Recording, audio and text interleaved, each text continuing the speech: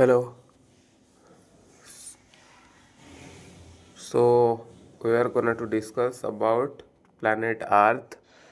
So इसमें हमको पढ़ना है कि origin of the solar system कैसे बना था और how does it forms, उसके इंटरनल स्ट्रक्चर के बारे में, कंपोजिशन उसका क्या क्या है, age of the earth, pressure and temperature variation within earth, मतलब अर्थ के अंदर प्रेशर और टेम्परेचर डेंसिटी वेरिएशन कैसे हो रहा है, और उसके बाद प्रिंसिपल्स ऑफ रेडियोमेट्रिक डेटिंग जैसे कि रुबिडियम, स्ट्रोंशियम, शमरियम, नियोडियम, उसके बारे में। उसके बाद हम वोल्केनिज्म एंड वोल्केनिक लैंडफॉर्म, उसके बाद earthquake, earth magnetism, gravity, isostasy, concept of plate tectonic and organic, उसके बारे में बात करेंगे। तो पहला ही हम पढ़ना है origin of the solar system. So पहले हम आते हैं कॉस्मोलॉजी कि कॉस्मोलॉजी क्या है।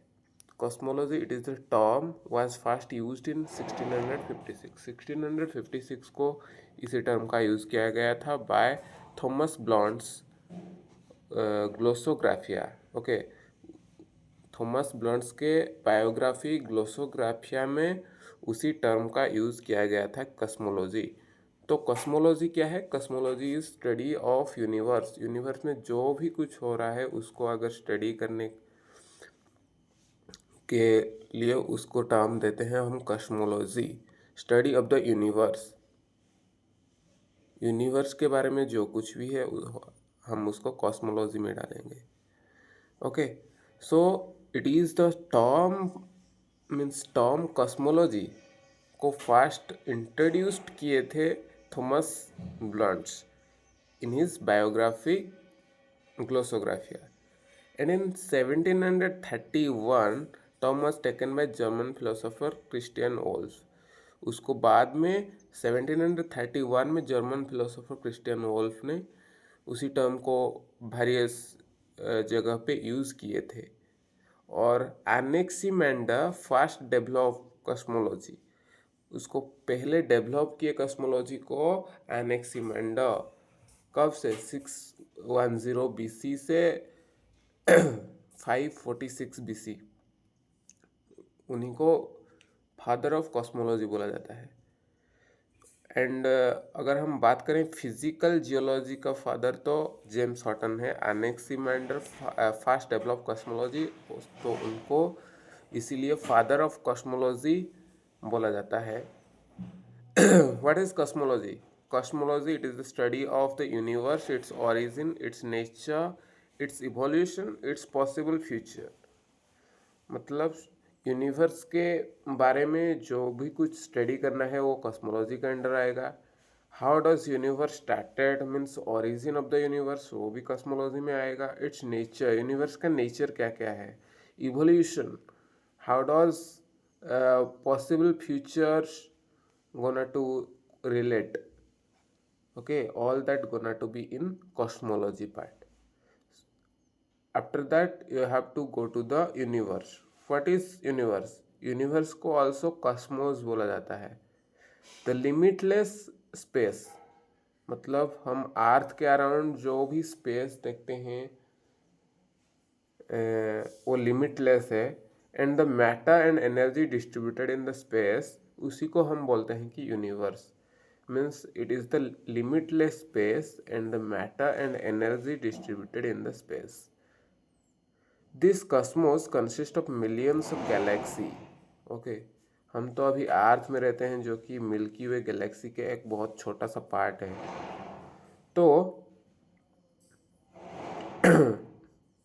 तो यूनिवर्स बहुत बड़ा है और वो मिलियंस ऑफ गैलेक्सी को लेकर बना है। सो गैलेक्सी, तो what is galaxy? Huge congregation and association of stars held together by the force of gravity. मतलब बहुत सारे स्टार्स मिलकर ही गैलेक्सी फॉर्मेशन करते हैं। कंग्रीगेशन और एसोसिएशन मीन्स वो इकट्ठे होकर और एसोसिएट होकर बनाते हैं गैलेक्सी। कौन? स्टार्स। ह्यूज मीन्स क्या? 100 बिलियंस ऑफ स्टार्स और मोर than 100 billions of stars form a galaxy, they held together by force of gravity. Force of gravity के तहत उन लोगों ने एसोसिएशन किया है और उनके बीच में वो वो लगे रहते हैं. तो also these are the individual units of the universe. अगर हम बोलेंगे इंडिविजुअल यूनिट ऑफ यूनिवर्स कौन कौन है, तो आंसर होगा गैलेक्सी. बिकॉज छोटे छोटे गैलेक्सी को टोटल करके ही यूनिवर्स का फॉर्मेशन होता है. उसके बाद हम आएंगे constellation. Constellation is a group of stars. Okay, stars क्या है? Stars is a luminous body having its planets and satellites. Two types of body होता है, एक है luminous body and non luminous body. Luminous body को मतलब क्या होता है कि उनके पास लाइट होता है. Luminous body owns light, have its own light. जैसे कि हम अगर प्लैनेट्स की बात करें तो वो आएंगे नॉन लुमिनियस बॉडी, क्योंकि उनके पास लाइट नहीं होता है. सन के पास जो लाइट होता है, क्योंकि स्टार्स है जो उन वो लुमिनियस बॉडी के अंडर आते हैं. सो उनके उनको हम लुमिनियस बॉडी के अंडर रखते हैं. तो उनके पास लाइट होते हैं और उसी लाइट आकर आर्थ से टकराता है और हमारे आँख तक आता है, इसलिए हमको हमारे आर्थ भी दिखता है. Okay, so to types of body, luminous and non luminous. Luminous which have owns light. Okay, so star is a luminous body and having its planets and satellites. और स्टार्स के पास उनके सराउंडिंग में घूमते रहते हैं प्लैनेट्स, और planets के पास भी अपना अपना सैटेलाइट्स होता है. सो आवर गैलेक्सी, हमारा गैलेक्सी क्या है? मिल्की वे गैलेक्सी और द आकाश गंगा. उसी को हम आकाश गंगा भी बोलते हैं. तो हमारा कैरेक्टरिस्टिक्स, हमारा गैलेक्सी जो मिल्की वे गैलेक्सी है उसका कैरेक्टरिस्टिक्स क्या है? वो स्पाइरल इन शेप है, consist of over 100 billions of stars. हमारे गैलेक्सी में ही 100 बिलियंस ऑफ स्टार्स रहता है और rotating and revolving about its centre, और वो अपने सेंटर के तहत वो घूमता रहता है. Nearest galaxy to our Milky Way is Andromeda nebula. It's about 2.5 million light year from the earth. मतलब हमारे गैलेक्सी, मतलब मिल्की वे गैलेक्सी और आकाशगंगा से वो जो नियरेस्ट गैलेक्सी है वो एंड्रोमेडा नेबुला है, जो कि 2.5 million light years away from earth है. ओके, उसके बाद हम जाएंगे जियोसेंट्रिक थ्योरी. तो अब तक हमने क्या पढ़ा है? अब तक हमने पढ़ा है कि कॉस्मोलॉजी क्या है. Cosmology is study of universe, और उसको टर्म फास्ट कौन दिए थे? 1656 बाय थॉमस ब्लॉन्ट. वो अपने बुक बायोग्राफी ग्लोसोग्राफिया में बताए हैं. और उसके बाद 1731 में जर्मन फिलोसोफर क्रिस्टियन वोल्फ ने उसको बहुत बार यूज़ किए हैं. और एनेक्सीमेंडर उनको हम फादर ऑफ कॉस्मोलॉजी बोलते हैं, क्योंकि वो फास्ट डेवलप किए हैं कॉस्मोलॉजी को 610 बीसी से 546 बीसी तक. उसके बाद हम जाएंगे कि कॉस्मोलॉजी क्या है. Study of universe, its origin के बारे में हम बात करेंगे, और नेचर के बारे में बात करेंगे, और how does it evolves. Okay, possible futures में क्या होगा, तो उसी को इवोल्यूशन के बारे में हम अगर बात करेंगे तो उसको हम कॉस्मोलॉजी के अंडर में रखेंगे.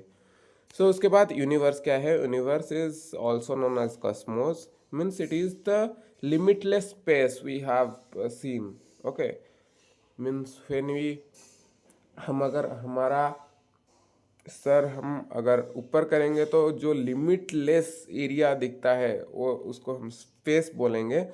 उसी को भी हम यूनिवर्स, और उसका डिस्टेंस हम नाप नहीं सकते हैं.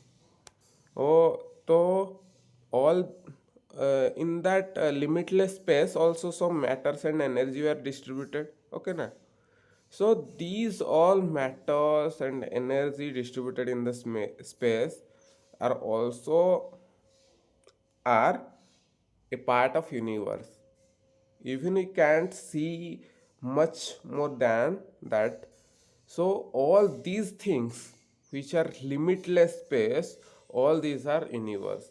ओके, और यूनिवर्स में मिलियंस ऑफ गैलेक्सी होते हैं, गैलेक्सी में भी मिलियंस ऑफ स्टार्स होते हैं, मिलियंस नहीं बिलियंस ऑफ स्टार्स होते हैं।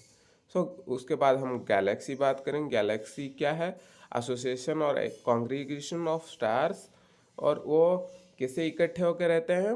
By the force of gravity. Also these are individual units of universe, and एक गैलेक्सी में more than 100 billions of stars रहते हैं। उसके बाद हम कंस्टिलेशन में आते हैं। Constellation group of stars. Stars क्या है? लुमिनियस बॉडी, और उसके पास अपना प्लैनेट्स और सैटेलाइट्स होते हैं। लुमिनियस का मतलब क्या है? Those body which have its own light. Okay, so उसके बाद हम बात कर रहे थे कि हमारे गैलेक्सी का नाम क्या है? मिल्की वे गैलेक्सी और द आकाशगंगा, और उसका कैरेक्टरिस्टिक्स क्या है? स्पाइरल इन शेप, और consist over 100 billions of stars rotating and revolving around its centre. Means centre के अराउंड वो घूमते रहते हैं। All the stars means 100 billions of stars वो एक सेंटर के अबाउट घूमते रहते हैं।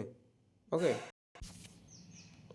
सो उसके बाद नियरेस्ट गैलेक्सी हमको पता है एंड्रोमेडा नेबुला है, जो कि 2.5 million light years away from the अर्थ है। उसके बाद हम आएंगे जियोसेंट्रिक थ्योरी। सो जियोसेंट्रिक थ्योरी इन 140 एडी, मतलब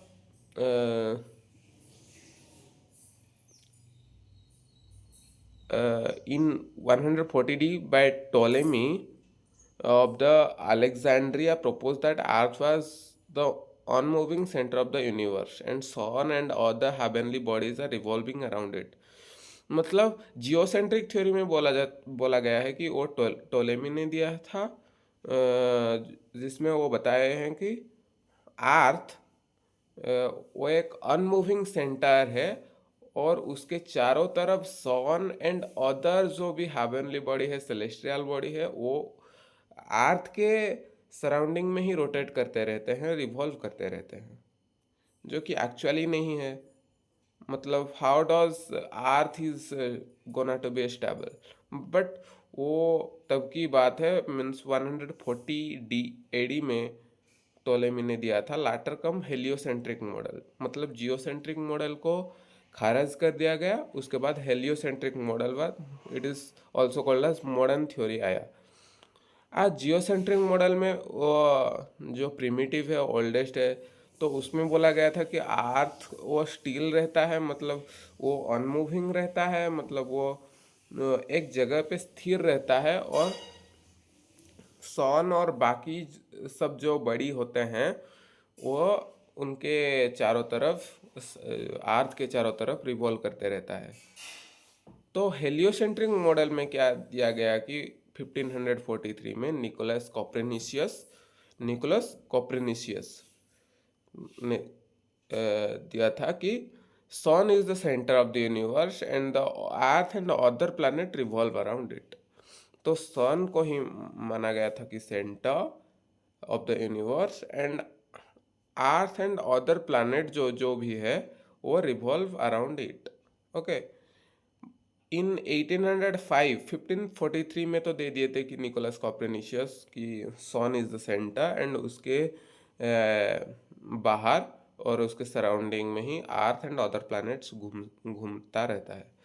लेकिन 1805 में 1805 में हर्शल एक एस्ट्रोनॉमर है, जो कि बोले थे कि solar system was a part of galaxy. हमारा जो सोलर सिस्टम है वो पार्ट ऑफ गैलेक्सी है। Various things are added due to course of time, जैसे कि ईडन हबल, जिसके पास हबल टेलीस्कोप, ओके, 1924 में existence of galaxy beyond Milky Way वो उन्होंने पता किया था। क्योंकि वो 1924 के पहले वो किसी को पता ही नहीं था कि हमारे गैलेक्सी के बाहर और भी कुछ गैलेक्सी है। ओके, मीन्स हमारे यूनिवर्स में कितने गैलेक्सी हैं, और कि हम अकेले गैलेक्सी है उसको 1924 के पहले पता ही नहीं था। सो इसीलिए 1805 में जो भी हेलियोसेंट्रिक थ्योरी आया, कि उसको मॉडर्न भी बोला जाता है, उसी में सन को एज ए सेंटर माना गया था। Okay, so Edwin Hubble in 1924 existence of galaxy beyond Milky Way, उनको पता चला कि मिल्की वे गैलेक्सी के बियॉन्ड भी कुछ गैलेक्सी है, जो कि एक्सपैंडिंग एंड कंट्रैक्टिंग थ्योरी उसके बाद आया था। ओके, तो मेजरमेंट यूनिट इन स्पेस, हम यहाँ पे बात करेंगे कि मेजरमेंट यूनिट क्या क्या है। हम कैसे बोल देते हैं कि ये इतना लाइट ईयर डिस्टेंस में हमारे से है। जैसे कि हम बात कर रहे थे ना कि क्या हमारा हमारे से कितना डिस्टेंस में है। जैसे कि कौन था, Andromeda nebula, it is about 2.5 million light year from earth means us. Okay, इसे डिफाइन करते हैं। Measurement unit in the space क्या क्या होता है, it is the distance covered by light. Okay, वो जो लाइट चलता है बाय द लुमिनियस बॉडी, वो कितना डिस्टेंस कवर करता है, किसमें, 1 earth year in vacuum at speed of 3 × 10⁵ kilometre पर सेकेंड और 1,86,000 miles per second. We know that into 10⁸ meter per second is the speed of light in vacuum.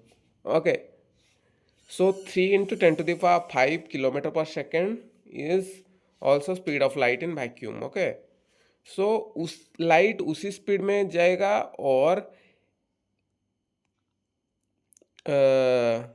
1 light year का मतलब क्या है कि 5.88 ट्रिलियन माइल्स। ओके, वो कैसे आया कि उतना माइल्स मीन्स 1,86,000 माइल्स। ओके, अगर एक सेकेंड में जाएगा तो 1 ईयर में कितना लाइट ट्रैवल्स करेगा, कितना डिस्टेंस, कितना माइल्स ट्रैवल्स करेगा, तो 6 ट्रिलियन माइल्स कवर करेगा। मीन्स अगर एक सेकेंड में 1,86,000 माइल्स लाइट डिस्टेंस ट्रैवल करता है, तो 1 ईयर में 6 ट्रिलियन माइल्स अप्रॉक्स कवर करेगा। ओके, और उसी को अगर हम किलोमीटर में कर देंगे तो माइल्स को किलोमीटर करने से 9.46 ट्रिलियन किलोमीटर आएगा, अराउंड 9.5 ट्रिलियन किलोमीटर। ओके, सो लीप ईयर, लीप ईयर क्या है, सोलर ईयर में हम जानते हैं कि वो 365 डेज होता है, जिसको सोलर ईयर बोला जाता है।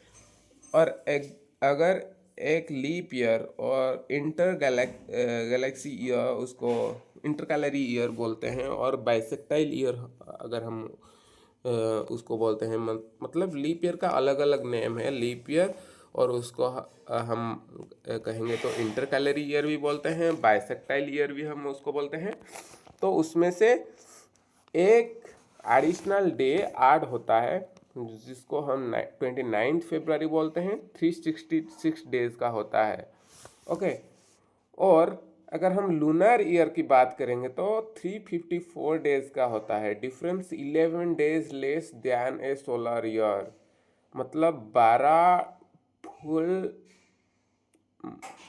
12 full time cycles of moons उसमें देखा जाता है, और 11 दिन सोलर डे से कम होता है। मीन्स 354, 365 नहीं, 354 डेज हो जाता है उसके। एस्ट्रोनॉमिकल यूनिट की हम बात करेंगे तो उसको हम डिनोट करते हैं कि कैसे, एयू में। तो वो क्या होता है, mean distance between earth and sun. Earth है और सन है, उसके बीच में डिस्टेंस कितना है, उसको हम एस्ट्रोनॉमिकल यूनिट। तो 1 लाइट ईयर हमको पता है कि 63,241.00077 एस्ट्रोनॉमिकल यूनिट है। तो इसको हम सिंपली 60,000 AU ओके मान लेते हैं, 60,000 AU। ओके, तो उसका मतलब एक लाइट ईयर मतलब क्या है, मतलब टोटल लाइट ट्रैवल्स करेगा एक ईयर में कितना, इफ 3 × 10⁸ मीटर पर सेकेंड, अगर एक सेकेंड में 3 × 10⁸ मीटर चला जाता है और 3 × 10⁵ किलोमीटर चला जाता है, तो 1 लाइट ईयर में उतना जाएगा ना, तो उसको हम AU में भी बात करते हैं। ओके, कितना AU 1 AU होगा distance between earth and sun. 1 light year मतलब इतना AU। ओके, तो parsec it is the distance at which mean radius of the earth orbit substance an angle 1/6 of an arc, this is the parsec. उसके बाद हम जाएंगे कि stars हमको पता है कि सेल्फ लुमिनियस बॉडी है, मतलब उसके पास अपना लाइट है, ब्राइट, दे शाइन, ग्लो करता है, ब्राइट बहुत है स्टार्स, जिसके वजह से हमको रात में क्लियर स्काई में हमको दिखता है स्टार्स वगैरह। ओके, वो formed with in clouds of the dust scattered through out most of the Galaxy. Okay, most of the Galaxy में वो स्कैटर होकर रहता है, form with in clouds of dust. तो सोलर सिस्टम और सन, यहाँ पे सन है, तो नियरेस्ट हमारे सोलर सिस्टम जो है नियरेस्ट और क्लोजेस्ट टू द स्टार्स है प्रोक्सिमा सेंटाउरी, जिसको 4.2 लाइट ईयर्स। ओके, उसके बाद अल्फा सेंटाउरी नेक्स्ट क्लोजेस्ट स्टार है, उसके बाद बर्नार्ड स्टार जो कि है 5.9 लाइट ईयर। तो वो 3 स्टार का नाम, वो तो पहला है प्रोक्सिमा सेंटाउरी 4.2 लाइट ईयर्स, उसके बाद है अल्फा सेंटाउरी 4.3 लाइट ईयर्स, उसके बाद है 5.9 light year Barnard stars. Outside our solar system Sirius और dog star is our brightest star. Okay, Sirius और डॉग स्टार उसको बोला जाता है आउटसाइड आवर सोलर सिस्टम। हम अगर बात करें solar system, okay solar system, तो 4.2 light years Proxima Centauri, 4.3 light year Alpha Centauri and 5.9 light year में है बर्नार्ड स्टार्स। ओके, अगर हम बात करें outside our solar system Sirius और dog star, this is the brightest star and most shining one. और decreasing order of luminosity हम अगर बात करेंगे तो मतलब किसका ग्लो कितना है, हम अगर बात करेंगे तो हमारे सोलर सिस्टम में, तो सबसे ज़्यादा लुमिनियस बॉडी अगर होगा तो वो होगा सन।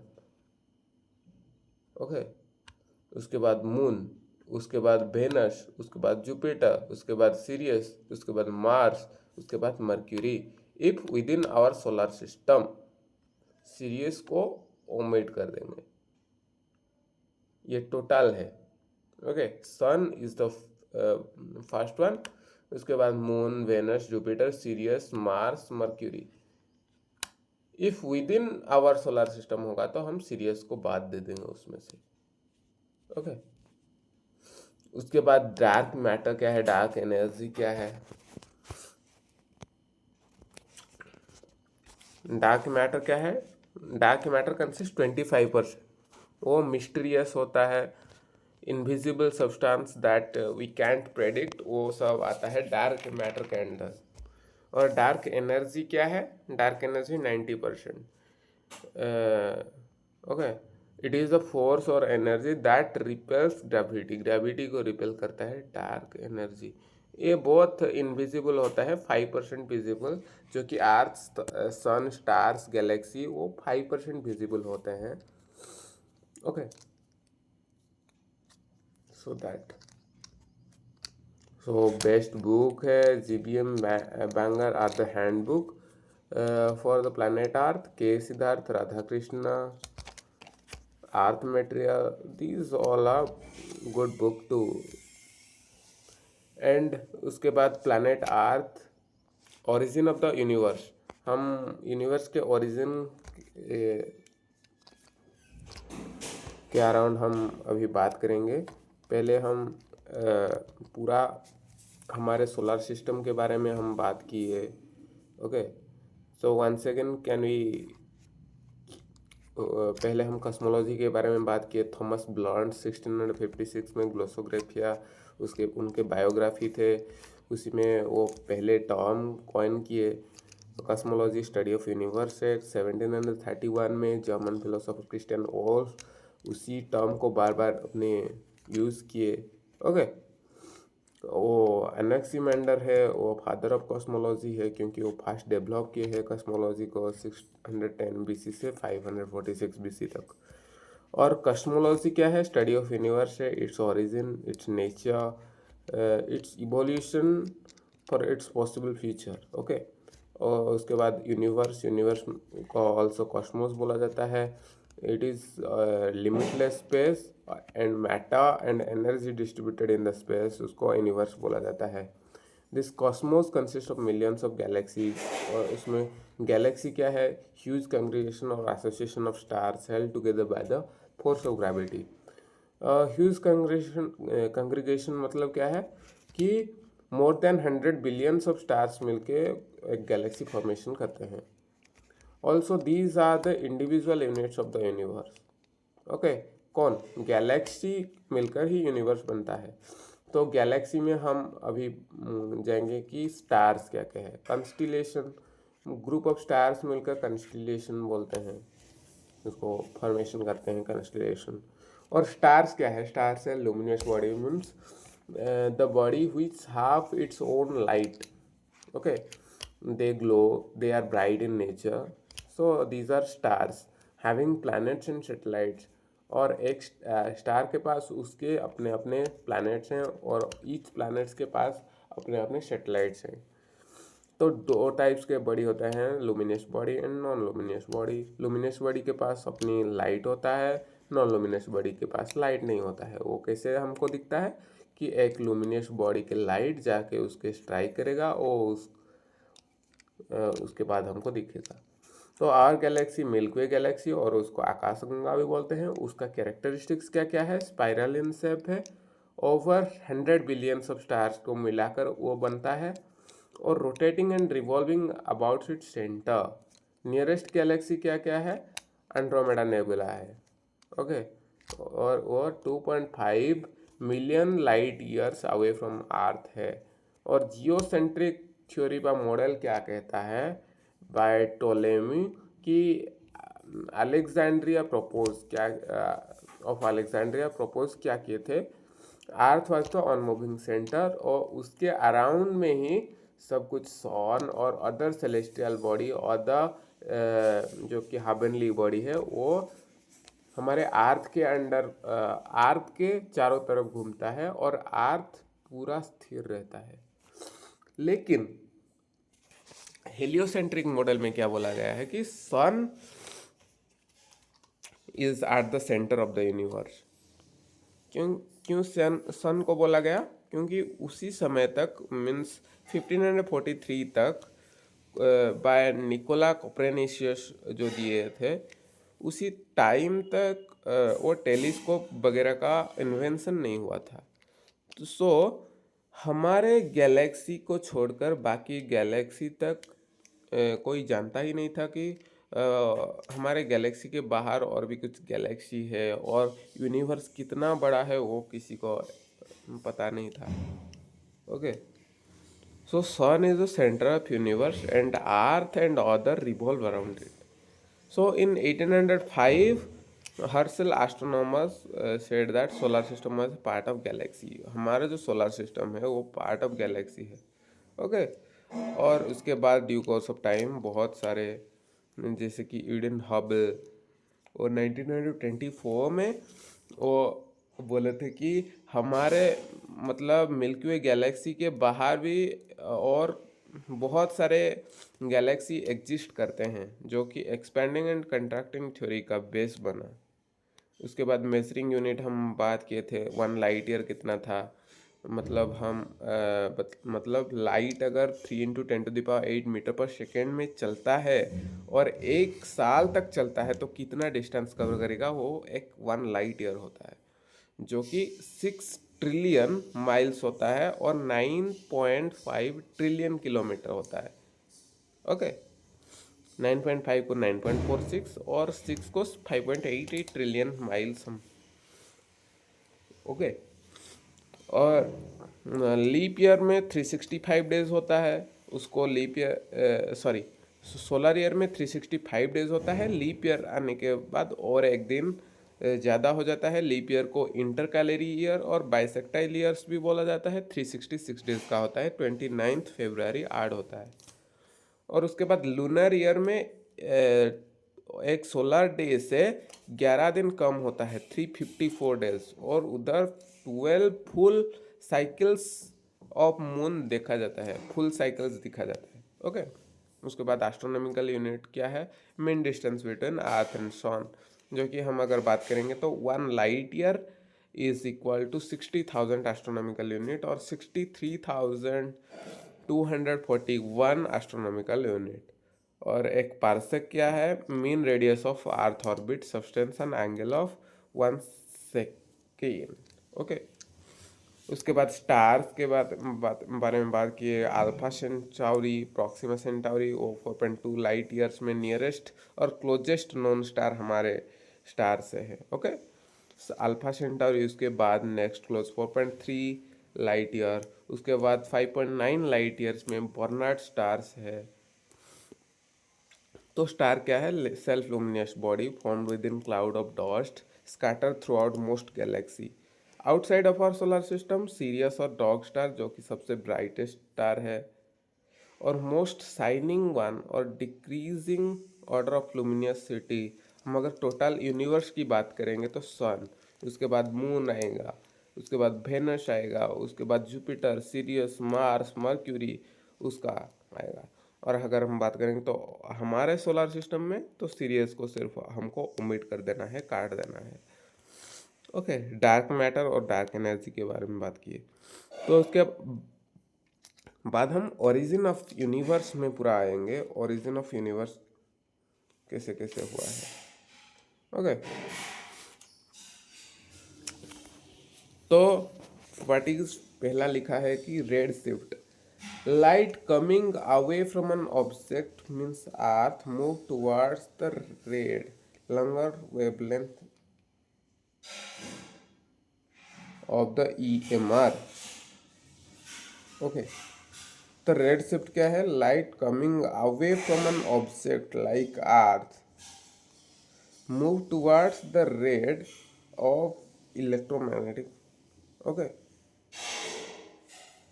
तो लॉन्गर वेवलेंथ मीन्स अगर वेवलेंथ इंक्रीज होगा तो फ्रीक्वेंसी उसका घटेगा।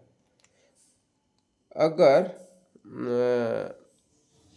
हम सेलेस्टियल बॉडी मीन्स अर्थ से हम अगर दूर जाएंगे तो due to expansion the light also stretch करेगा, तो light move towards red end, उसको रेड शिफ्ट बोला जाता है। मतलब जैसे कि हम अभी एक सेलेस्टियल बॉडी से दूर चले जाएंगे, ओके, तो एक्सपेंशन उधर होगा और लाइट स्ट्रेच होगा, वो लाइट स्ट्रेच होगा तो light move towards red end होगा, तो उसको रेड शिफ्ट बोला जाता है। This theory suggest universe is expanding. तो अगर हमको क्वेश्चन आता है तो which theory suggest universe is expanding, red shift theory. Okay, उसके बाद आएगा डॉपलर इफेक्ट व डॉपलर शिफ्ट क्या है। Doppler shift, if light come towards the observer it goes to the blue end, if the light away from the observer it goes to the red end. Towards observer आएगा means earth तक आएगा तो blue end में जाएगा, और light away from the observer आएगा तो red and में आएगा। तो हम उसको थोड़े से देखते हैं चैट जीपीटी से कि क्या है एक्चुअली। ओके, एक्चुअली क्या है, तो रेड शिफ्ट और डॉपलर इफेक्ट के बारे में हम उधर डिस्कस करेंगे। तो red sea and Doppler's effect.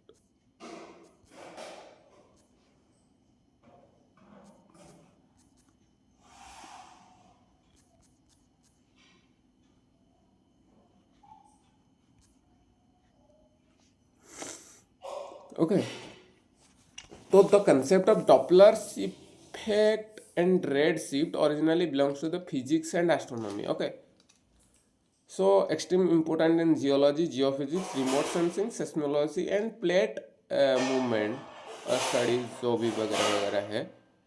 So most students memorize only definition जिसको हम सो डॉपलर्स इफेक्ट्स क्या है? The Doppler effects is apparent change in the frequency, wavelength or pitches of wave due to the relative motion between source and observer. Okay, daily life example जैसे कि देखते हैं कि the siren sound high pitched. Okay, हमारे पास एक ambulance आया और उसका सायरन साउंड हाई पिच है। As it moves away the sound becomes low pitched. क्यों? Because wave compression and stretching occur. Okay, जैसे कि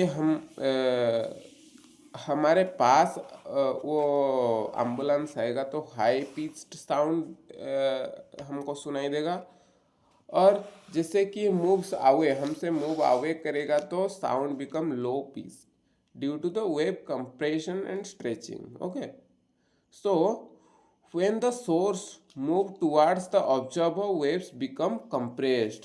जैसे कि वेव कंप्रेस्ड हो जाएगा तो हाई पिच होगा। वेव अगर कंप्रेस्ड होगा तो हाई पिच्ड होगा। वेवलेंथ उसका डिक्रीज करेगा और फ्रीक्वेंसी इंक्रीज करेगा। और सोर्स अगर हमसे मूव्स अवे करेगा तो हमसे चला जाएगा तो वेव्स बिकम स्ट्रेच हो जाएगा, और वेवलेंथ जैसे ज़्यादा होगा तो फ्रीक्वेंसी डिक्रीज करेगा और पिच भी लो हो जाएगा। Okay, so this is the red shift. Okay, this is the Doppler effect. Sorry, this is Doppler effect. Doppler effect in geology. Doppler effect seismology में क्या क्या होता है? Seismic wave travels through earth. Seismic wave earth में travel करता है। Movement of rock और tectonic plates can slightly alter the wave frequency.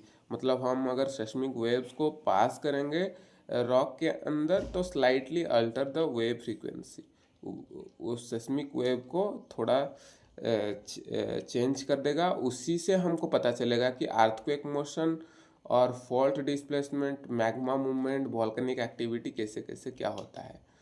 Okay, जैसे कि हम एग्जांपल लेंगे तो magma rises upward inside a volcano, और वॉल्केनो के अंदर मैग्मा थोड़े थोड़े राइज कर रहा है। Okay, the seismic instrument detects the frequency change.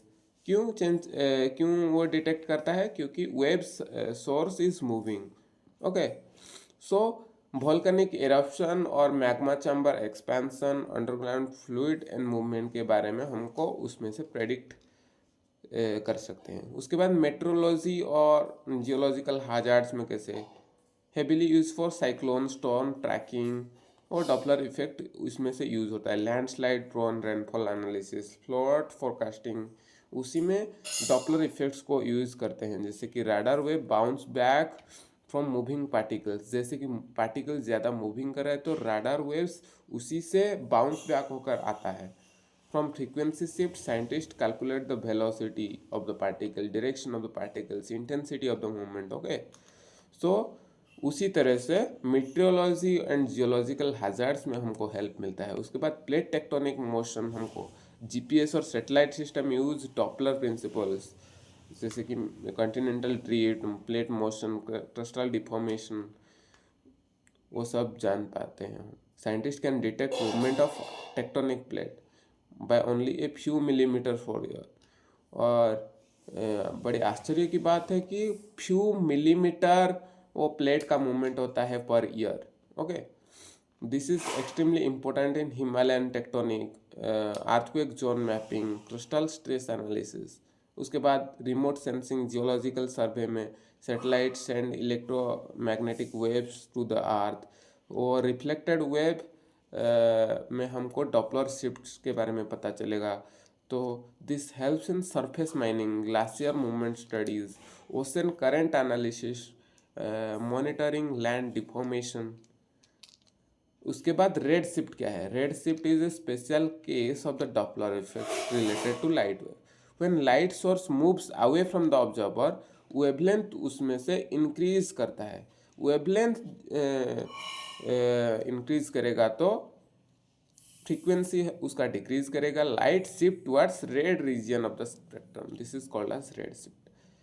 मतलब स्पेक्ट्रम कंसेप्ट हमको पहले समझना पड़ेगा कि विजिबल लाइट्स में वायोलेट से रेड तक होता है। वायोलेट का शॉर्टेस्ट वेवलेंथ होता है, रेड का लॉन्गेस्ट वेवलेंथ होता है। जैसे कि एक सोर्स ऑब्जर्वर से डिस्टेंस तक जा रहा है, तो उसी में वेवलेंथ तो ज़्यादा हो रहा है। वेवलेंथ जैसे ज़्यादा हो रहा है तो वो शिफ्ट कहाँ पे होता है? ज़्यादा वेवलेंथ के पास। किस में होता है? रेड में। If wavelength increases the spectral line shifts towards the red. Okay, उसी को हम बोलते हैं। और understanding mechanism, imagine A light waves like a spring, when the source moves away spring stretch हो जाता है, wavelength become longer, frequency decrease होता है, दैट प्रोड्यूस रेड शिफ्ट। मतलब जैसे कि लाइट वेव्स हमारे पास से जा रहा था, वो स्प्रिंग तरह एलोंगेशन किया तो स्प्रिंग स्ट्रेच होगा। स्प्रिंग स्ट्रेच होगा तो उसका वेवलेंथ ज़्यादा हो जाएगा और फ्रीक्वेंसी उसका घट जाएगा। ड्यू टू उसका वेवलेंथ ज़्यादा हो रहा है, वो रेड शिफ्ट करेगा, क्योंकि रेड का वेवलेंथ ज़्यादा है। और ब्लू शिफ्ट क्या है? Opposite of the red shift. When source move towards observer, means observer के पास अब अगर आएगा कोई सोर्स, तो वेवलेंथ उसका डिक्रीज होगा, फ्रीक्वेंसी इंक्रीज होगा, लाइट शिफ्ट टुवर्ड्स ब्लू, उसको हम बोलेंगे कि ब्लू शिफ्ट। ओके, तो इम्पोर्टेंस क्या है रेड शिफ्ट का? Understanding earth's origin, means astronomical red shift studies help develop big bang theory, formation of solar system, origin of earth. जैसे कि बिग बैंग थ्योरी के अगर हम बात करेंगे तो उसको अंडरस्टैंडिंग करने से होता है। तो प्लानिटरी जियोलॉजी, जैसे कि Mars, moon, Venus, asteroids. Okay, using spectral shifts we can determine the mineral composition, surface chemistry and atmospheric gas. Okay, तो ये वगैरह वगैरह था कि हम कैसे Doppler effects and red shift को यूज कर रहे हैं हमारे स्टडी के हिसाब से। ओके, उसके बाद हम आएंगे पूरा बिग बैंग के उधर आएंगे।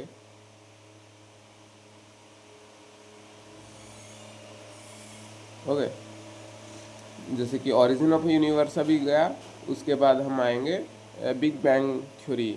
ओके,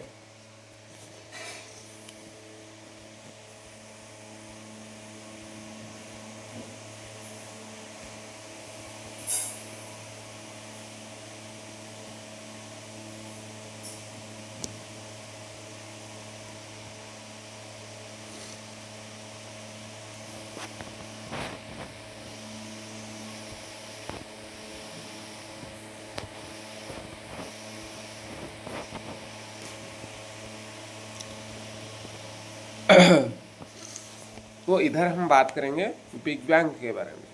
तो बिग बैंग एक्सप्लोजन, उसके बाद हम आएंगे सोलर सिस्टम के बाद। ओके, तो next come to big bang theory, which is given by George Lemaitre in 1927। Okay, according to this theory 13.7 billion years ago universe or cosmos was in extreme compressed state। Okay, extreme compress state में थे 13.7 billion of the earth. According to this theory, big bang theory वो George लेमेट्रे ने दिया था, वो Belgium में थे, Belgium का रहने वाले थे, और 1927 में दिए थे. According to this theory universe और कॉस्मोस, ओके, वो अगर हम बात करेंगे तो 13.7 बिलियन ईयर्स, ओके, में वो यूनिवर्स और कॉस्मोस जो है वो एक्सट्रीमली कंप्रेस स्टेट में थे. ओके, उसके बाद प्राइमोरियल एक्सप्लोजन हुआ due to the high temperature condition. उसके बाद हाई टेम्परेचर कंडीशन आया तो प्राइमोरियल एक्सपेंशन हुआ. एक्सपेंशन हुआ तो फ्रैगमेंट्स गॉट स्कैटर्ड, मीन्स इधर उधर फ्रैगमेंट्स स्कैटर होने लगे और फ्रैगमेंट्स इधर उधर पड़ने लगे. ओके, तो universe go through 3 state: compression, explosion and expansion. तो एक्सपेंशन के बाद मतलब उसके बाद कंडेंसेशन आया. ओके, तो स्टेडी स्टेट यूनिवर्स, उसके बाद 3 टाइप्स, ये जो आया 3 टाइप्स का कंडेंसेशन हुआ. ओके, पहला आया steady state universe. Steady state universe क्या है? Expansion is there, means as a result, okay, lighter gas, hydrogen, helium elements are formed. जैसे कि एक्सपेंशन हुआ तो lighter gases like hydrogen, helium elements ये सब बन गए. ओके, फॉर्म हुए. Neutrons, protons, electrons were form during this time. Okay, उसके बाद primordial proto galaxy called as contraction.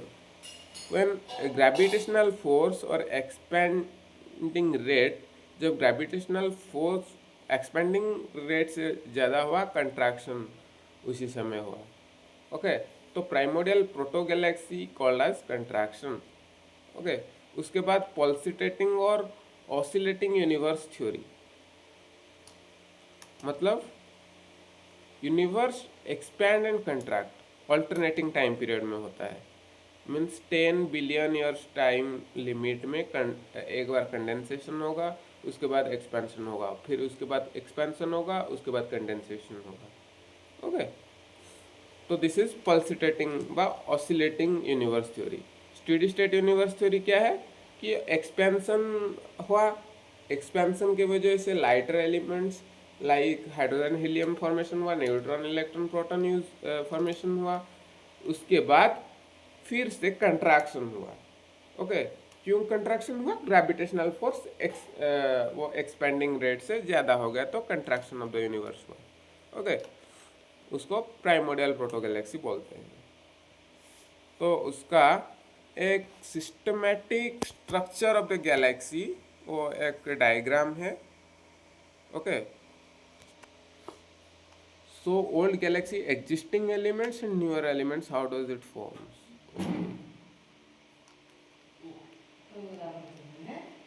ये जो सेंटर और कोर दिखाई दे रहा है वो ब्लैक होल है. और ब्लैक होल एक सुपर मैसिव स्टार है, उसके अराउंड स्मोक रिंग्स है जो कि हाई टेम्परेचर मॉलिक्यूलर क्लाउड है. ओके, उसके चारों तरफ रिंग्स दिखा जाता है ना, वो एक है, वो ब्लैक होल, वो सेंटर है.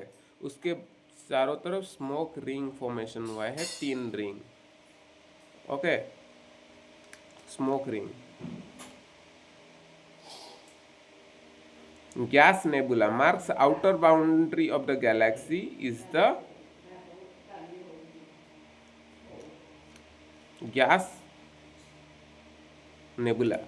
Okay, sun is located at inner part of the gas nebula or inner spiral arm. Okay, all the matter of the galaxy are in halos, ellipse of oldest star called as halo. हालो के अंदर सब कुछ, all the matters of the Galaxy present होता है. और वो सन, हमारे सन किधर लोकेटेड है? Inner part of the gas nebula. ये जो वैसे शेप का दिखाई दे रहा है कि वो बाहर में एलोंगेटेड है, 2 साइड से एलोंगेटेड है, उसी को गैस नेबुला बोला जाता है, इनर स्पाइरल आर्म। ओके, वो इनर स्पाइरल आर्म है, और थ्री थ्री वो जो है सराउंडिंग करता है उसी को मॉलिक्यूलर ग्लास क्लाउड और रिंग्स भी बोला जाता है। Okay,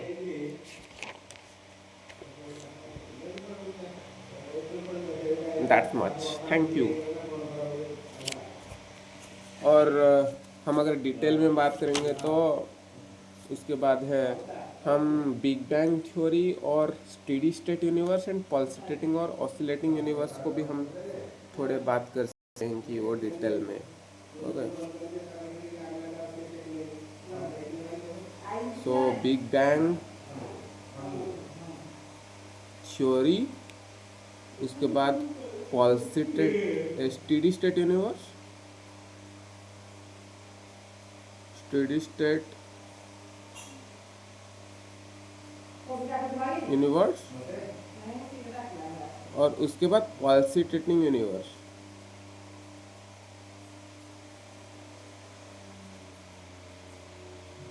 pulsating universe theory.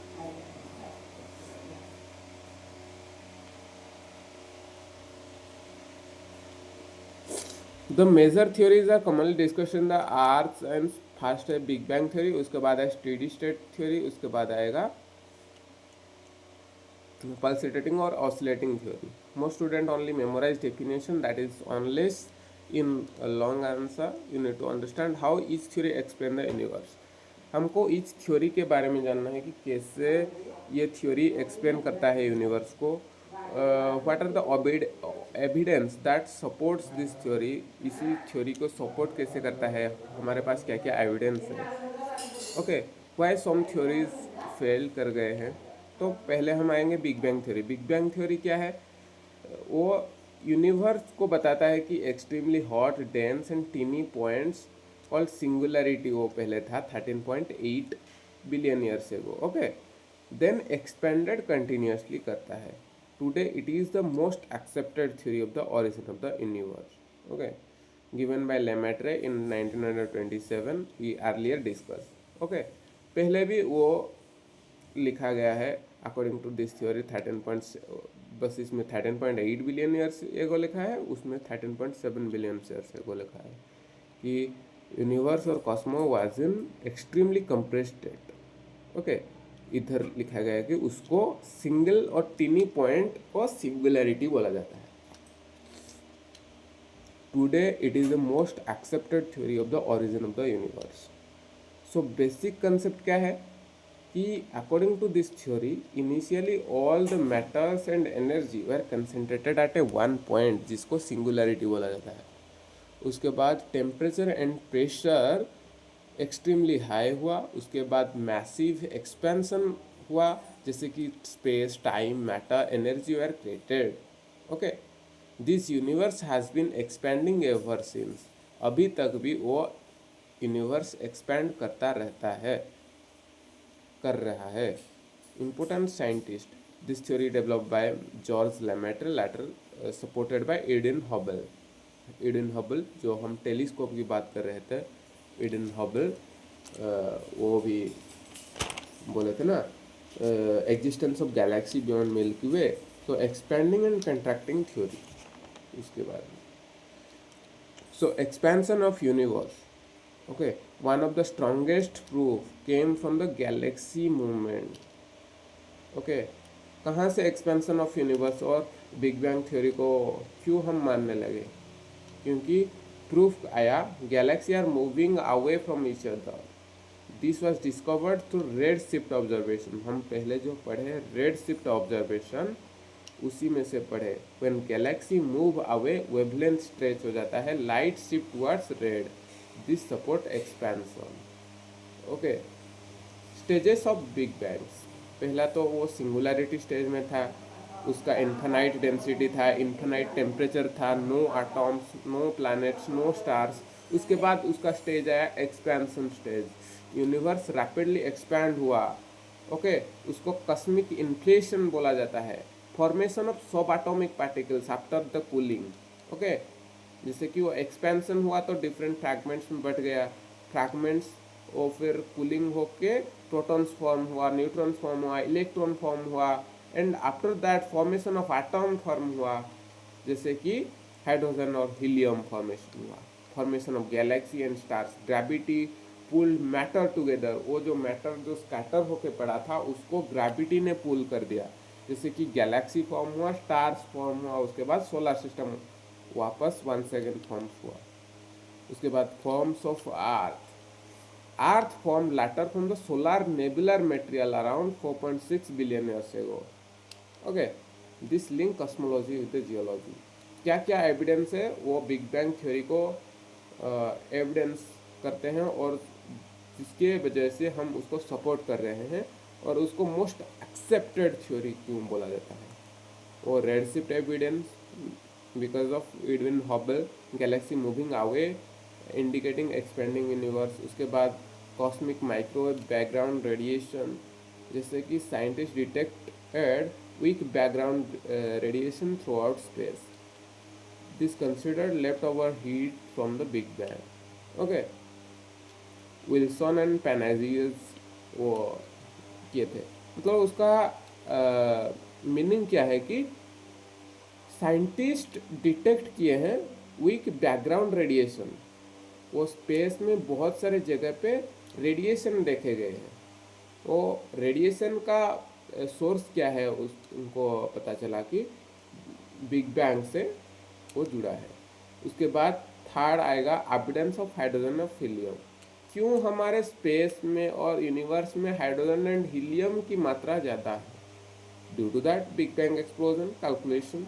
Okay, और उसका जियोलॉजिकल इम्पोर्टेंस क्या है? Big bang origin of solar system को बताता है, origin of the earth material को बताता है, हाइड्रोजन हीलियम को बताता है, formation of elements like hydrogen helium. Okay, planetary evolution को भी बताता है। Without cosmological evolution, geological evolution, it's can not exist. इसका लिमिटेशन भी क्या है? क्या उसको तो मोस्ट एक्सेप्टेड थ्योरी बोला जाता है, लेकिन उसका limitation.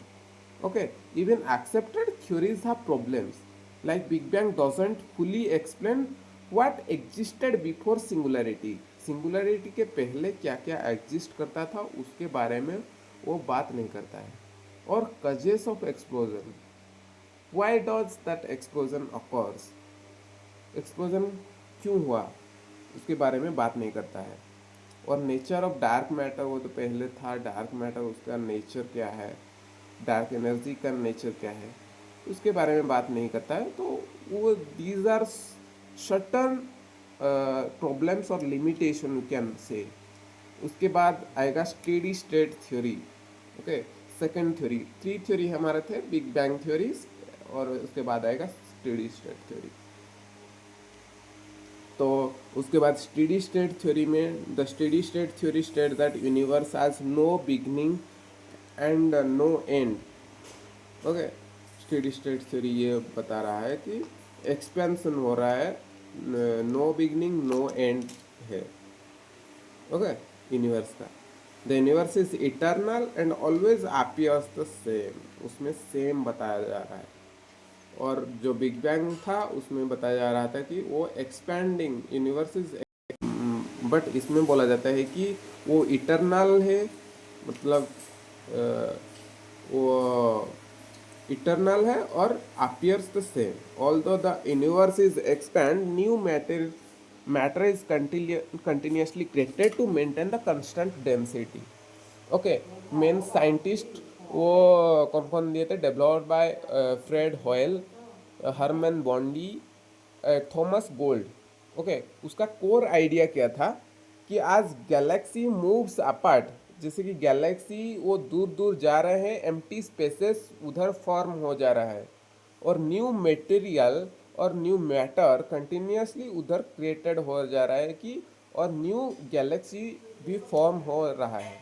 Okay, therefore universe always looks similar, no beginning or no end। Okay, this theory follows the perfect cosmological principles, it states universe is same at all place and all times। उसका example जैसे कि imagine हम अगर करेंगे balloon को हम expand कर रहे हैं। In big bang theory density decrease कर रहा था, okay, but in steady state theory new matters appears continuously, density remains constant, okay, density वही सेम रहेगा। तो उसका एडवांटेज क्या है? At that time it solve some philosophical issue like avoid sudden creation.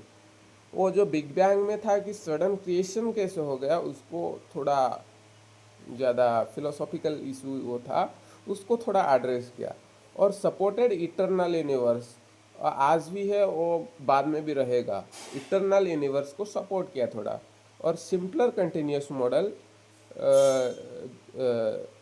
जो हुआ उसके लिए वो थोड़ा, मतलब उसका एडवांटेज हम उसको बोल सकते हैं, लेकिन प्रॉब्लम्स बहुत है। Theory later failed badly because of observation, okay. जैसे कि कॉस्मिक माइक्रोवेव बैकग्राउंड रेडिएशन, जैसे कि हम पहले में बात करते थे कि CMBR वो सपोर्ट कर रहा था बिग बैंग थ्योरी को, लेकिन ये steady state could not explain it properly, कि उसमें जो रेडिएशन देखा जा रहा है कि वो रेडिएशन क्यों देखा जा रहा है, ओके, वो सर्टन पार्ट्स में क्यों रेडिएशन देखा जाता है। और वो रेडिएशन बता रहा है कि वो बिग बैंग थ्योरी है, बिग बैंग पहले हुआ है, ओके। उसके बाद Galaxy evolution, old distinct Galaxy differ from modern Galaxy.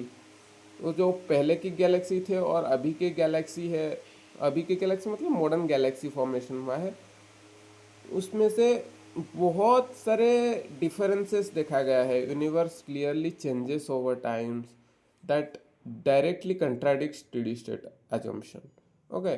Okay, उसके बाद element formation problems, okay, evidence of light elements, जैसे कि हाइड्रोजन एंड हीलियम गैस क्यों ज़्यादा हुआ। पहले के तो बिग बैंग थ्योरी में एक्सप्लेन हो गया था कि हाइड्रोजन हीलियम गैस क्यों ज़्यादा हुआ, कि जैसे कि एक्सट्रीम कंप्रेस स्टेट में जब उसके बाद एक्सपेंशन हुआ तो उसमें से हो गया, ओके। मैं उसका थोड़ा, today steady state theory is mostly rejected, it is historically important but scientifically weak compare to big bang theory. उसके बाद आएगा पल्सेटिंग यूनिवर्स थ्योरी और oscillating universe theory. The pulsating universe theory states that universe repeatedly expands and contracts in a cycle, alternate manner में हो रहा है, okay. The pulsating universe theory states that the universe repeatedly expands and contracts in a cycle. Universe undergoes expansion contraction and उसके बाद collapse, फिर से री expansion, फिर से कंट्रैक्शन, फिर collapse, okay, this cycle continues forever. उसका basic concept क्या है? Universe begin with expansion, okay, gravity slows the expansion, उसके बाद यूनिवर्स कंट्रैक्ट हुआ, उसके बाद everything collapse into dense state, then after that another expansion begin हुआ, और उसी साइकिल्स पूरा रिपीट होता है। So expansion and contraction model, पहले आया expansion phase, similar to the big bang, galaxy moves apart, okay. Means expansion phase में big bang के जैसा ही गैलेक्सी दूर दूर जाने लगे, और हम अगर बात करेंगे तो फ्रैगमेंट से स्कैटर्ड हुआ और एक्सपेंशन हुआ। उसके बाद आया contraction phase, gravity eventually overcome expansion, तो वो एक्सपेंशन जो हो रहा था, वो गैलेक्सी जो स्कैटर्ड हो रहा था वो धीरे धीरे मूव क्लोजर आए, ओके। उसके बाद यूनिवर्स स्टार्ट टू श्रिंक्स, वो थोड़ा श्रिंक कर गया, और फाइनल कोलैप्स हुआ, universe collapse to big crunch, then another cosmic explosion में ऑकर्स, उसके बाद एक एक्सप्लोजन हुआ, फिर से कंट्रैक्शन हुआ। सो सिंपल एनालॉजी, हम like breathing, we inhale, inhale मतलब एक्सपेंशन हो रहा है, एक्सेल मतलब कंट्रैक्शन हो रहा है, this is the simple analogy, okay. Importance क्या है? This theory try to solve the problem of beginning, problem of ending, conservation ideas, okay, eternal cyclic, but उसमें प्रॉब्लम क्या है, modern evidence suggest universe expansion is accelerating due to the dark energy that weakens the contraction model. कि modern evidence जो भी है universe expansion को support सिर्फ करता है, okay, due to the dark energy. Main problem क्या है, for contraction to occur gravity must overcome expansion, but observation indicate कर रहा है कि एक्सपेंशन इज एक्सेलरेटिंग, अभी तक भी एक्सपेंशन चल रहा है। सो रिपीटेड कोलैप्स में नेवर भी happen in past, okay. So this is the main problem. तो कंपैरिजन हम अगर बात करेंगे तो बिगनिंग ऑफ द यूनिवर्स को बिग बैंग थ्योरी बताता है, यस। स्टेडी स्टेट थ्योरी नहीं। और पल्सेटिंग थ्योरी में बिगनिंग ऑफ यूनिवर्स को बताता है कि साइक्लिक, वो पहले एक्सपेंशन हुआ, उसके बाद कंट्रैक्शन हुआ, फिर से वो कोलैप्स होके फिर से एक्सपेंशन हुआ, री एक्सपेंशन होगा। तो end of universe it is possible in big bang theory, but it is no in steady state theory, pulsating theory, no final end, okay. Expansion की अगर हम बात करें तो बिग बैंग थ्योरी में एक्सपेंशन है, स्टेडी स्टेट थ्योरी में भी एक्सपेंशन है, और पल्सेटिंग थ्योरी में भी एक्सपेंशन है। कंट्रैक्शन बिग बैंग थ्योरी में नहीं है, स्टेडी स्टेट थ्योरी में नहीं है, और पल्सेटिंग थ्योरी में ओके कंट्रैक्शन है, okay. Matter initial creation, continuous creation, repeated cycles में होता है, वो बिग बैंग थ्योरी वो सेम है। Big bang theory most accepted theory है। क्यों एक्सेप्टेड थ्योरी है? Due to it explains about red shift, cosmic micro background radiation, वो जो रेडिएशन था उसी के वजह से, और elemental formation, hydrogen helium, expansion of universe, so better than competing theories, okay।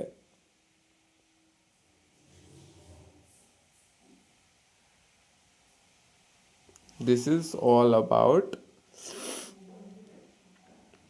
उसके बाद हम सम क्वेश्चंस अगर हम बात करेंगे तो what is red shift? Red shift है movement of light towards longer wavelength when source moves away.